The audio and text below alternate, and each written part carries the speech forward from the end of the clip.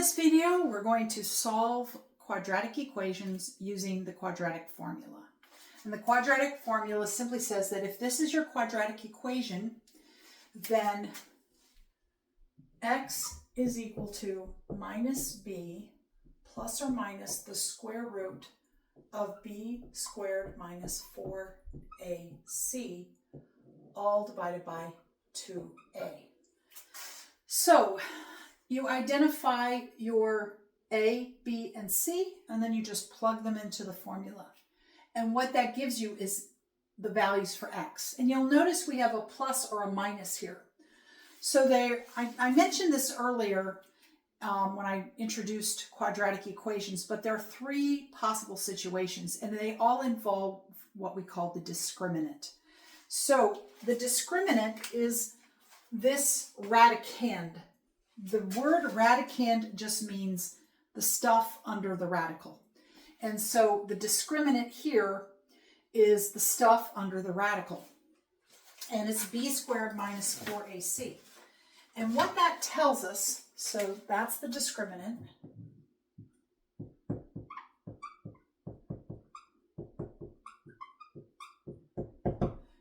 B squared minus 4ac.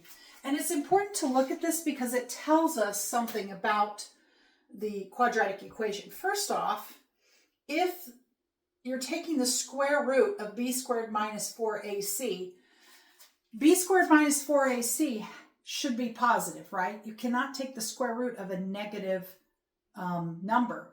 So if b squared minus 4ac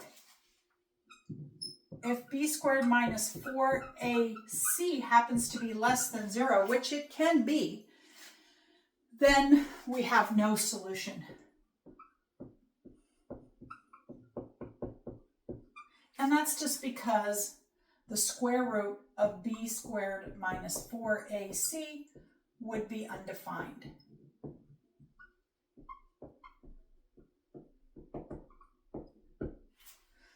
And the second situation is if b squared minus 4ac is equal to 0.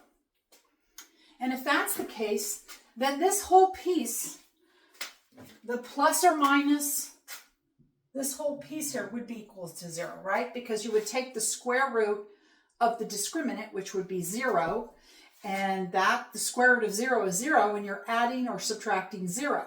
So in that case, you're just left with one solution, and that solution is x equals minus b over 2a. And then finally, if your discriminant b squared is greater than 0, b squared minus 4ac, if that's greater than 0, then you're going to have two solutions.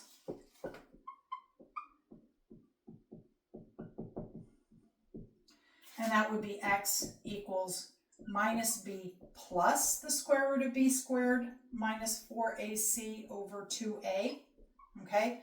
Or x would equal minus b minus the square root of b squared minus 4ac over 2a. So those are the three situations, and we talked about that graphically in a previous video. But as far as dealing with the quadratic formula, the discriminant gives us some important information, and in a subsequent in